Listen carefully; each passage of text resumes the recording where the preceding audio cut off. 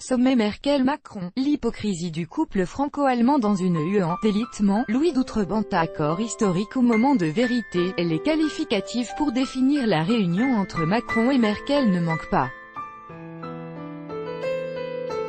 Le premier crie victoire, la seconde se rassure. Mais le couple franco-allemand n'annonce-t-il pas des réformettes à des fins de politique intérieure alors que la fragile UE s'embrase autour de la question migratoire, à une semaine du sommet européen qui réunira à Bruxelles les dirigeants des pays membres de l'UE, le couple franco-allemand a tâché de faire de grandes annonces. Si la communication est une nouvelle fois maîtrisée, elle pourrait ne plus suffire. En effet, aussi bien sur l'immigration que sur la zone euro, les partenaires européens risquent de ne pas se satisfaire de ce qui ressemble davantage à de mauvais effets d'annonce qu'à des solutions que certains confrères ont qualifiées d'historiques. En effet, la crise migratoire est plus que jamais au centre de la politique en Union européenne avec les dernières élections remportées par les nationaux populistes, notamment en Italie, qui, rappelons-le, est la troisième force de l'UE. Après le coup de élyséen autour de Mahmoud Gassama, l'affaire de l'Aquarius a mis le feu aux poudres et de nouvelles directions étaient attendues. Et si l'immigration est au cœur d'un conflit politique en Allemagne, qui affaiblit considérablement Angela Merkel, Emmanuel Macron, lui, va-t-il finalement se dresser en Jupiter et devenir le leader de l'UE en imposant les réformes de la zone euro si chères à son cœur? Christophe Réveillard, enseignant-chercheur à l'université de la Sorbonne et à Sciences Po, analyse cette réunion au sommet qui s'est déroulée le 19 juin. Sputnik France, quelle analyse générale faites-vous de ce sommet, dit historique? Christophe Réveillard, tout d'abord, ces annonces sont des propositions. On va voir lors du Conseil européen des 28 et 29 juin prochains comment ces propositions vont être reçues. Il faut vraiment se rendre compte que ces propositions restent très vagues et très générales et on ne sait pas vraiment à quoi elles vont correspondre. On a aussi l'impression que, derrière ces déclarations un peu tonitruantes, c'est la dernière chance avant le délitement de l'UE. Et finalement, je pense que ces propositions ont été motivées pour des questions de politiques intérieures. Sputnik France, concernant l'immigration, Macron et Merkel considèrent que les réponses doivent être européennes, comme l'indique le président de la République dans un tweet. Cela va-t-il satisfaire les pays qui subissent la crise migratoire de plein fouet? Christophe Réveillard, non, absolument pas. Lorsqu'on évoque la création d'un office européen d'asile, c'est-à-dire aller encore plus loin dans la répartition des migrants, alors même qu'un nombre conséquent de pays en Europe refusent le précédent système, c'est ce qui s'appelle une fuite en avant. Quand on connaît la position du groupe de Visegrad, l'Autriche et l'Italie également, proposer un échelon supplémentaire dans l'accueil des migrants, parce que cet office de l'asile est très clairement une étape avant le statut de réfugié puis l'acquisition de la nationalité ou le statut d'immigré permanent sur les territoires nationaux. Pourquoi aller plus loin? Le renforcement de Frontex, cela ressemble vraiment à une plaisanterie quand on sait qu'Angela Merkel a fait venir 1 million de migrants, et que la France s'est servie de l'Italie comme d'une chambre d'enregistrement. Sputnik France, Emmanuel Macron et Angela Merkel répondent donc par plus de fédéralisme à des pays qui veulent stopper l'immigration par des solutions nationales. Christophe Réveillard, en effet, il y a cette question de traiter à l'échelon européen des aspects qui sont proprement nationaux. On voit bien combien l'Union européenne est très forte pour faire en sorte que les migrants viennent, mais elle est incapable de gérer à la fois le flux migratoire et la question des frontières. C'est cela qui est très important à comprendre dans le leurre que représenterait le renforcement de Frontex. Il y a une autre décision également, c'est de dire qu'en renforçant les accords de Schengen, on ferait en sorte de refouler tout demandeur d'asile vers l'État où il a été enregistré en premier. Là aussi, on va repousser, sur les frontières de l'UE, mais à l'intérieur de l'UE, le problème.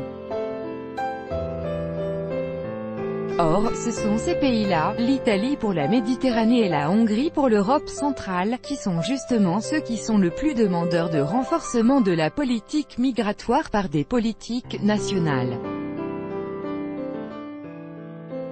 Donc on est, comme d'habitude avec le projet fédéraliste européen, en pleine tentative d'échappatoire vis-à-vis de la réalité.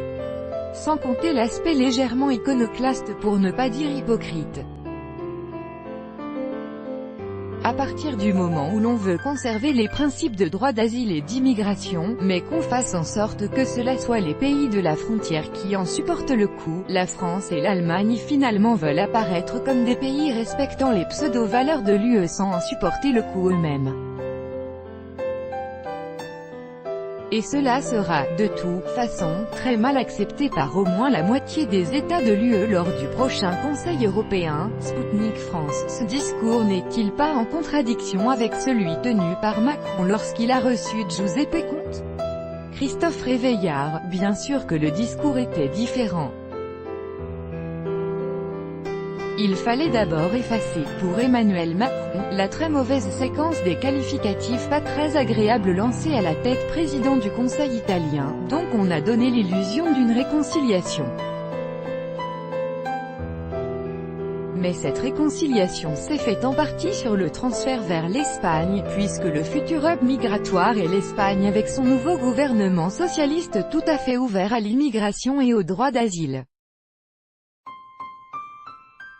Mais en réalité, ce n'est pas résoudre le problème, mais le transférer à un pays qui est ouvert à l'immigration de masse. On ne résout pas les problèmes de cette façon-là.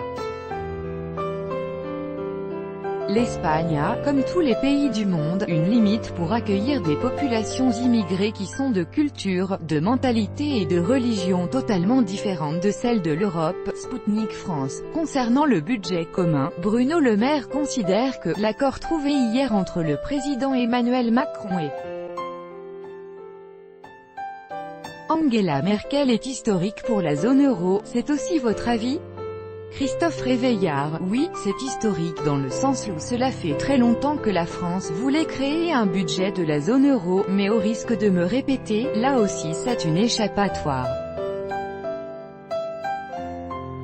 La création d'un budget commun de la zone euro va servir à quoi exactement, à partir du moment où il existe déjà un budget de l'UE?